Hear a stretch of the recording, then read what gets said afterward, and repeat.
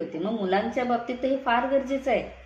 आजकाल मोबाईल बघत बघत उशिरा झोपणं होतं, मूव्हीज बघत उशिरा झोपणं होतं, फिरणं होतं. मग उशिरा झोप झाली, सकाळी स्कूल्स असतात, उठावं लागतं. मग बऱ्याच जणांचं असतं उशिरा झोपतो, मग उशिरा उठूया.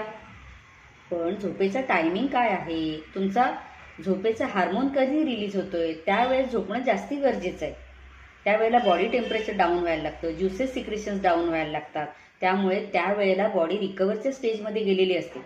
त्यावेळेत तुम्ही जबरदस्ती तिला जागं ठेवलं तर ती डॅमेजच होणार आहे. मेमरीज वीक होतील, मग मुलांचं कॉन्सन्ट्रेशन होत नाही, मुलांना जास्ती काही वाचलेलं लक्षात राहत नाही. हे बऱ्याच पेरेंट्सचं सांगणं असतं. अभ्यास नीट करत नाही, वाचलेलं त्याला आठवत नाही, मार्क्स कमी होतात.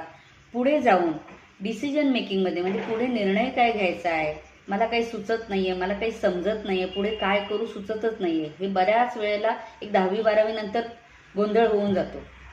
कारण तुमची थिंकिंग कॅपॅसिटी आहे ना, ती फुल फ्लेजमध्ये चालत नाही आहे, कुठेतरी गडबड होती.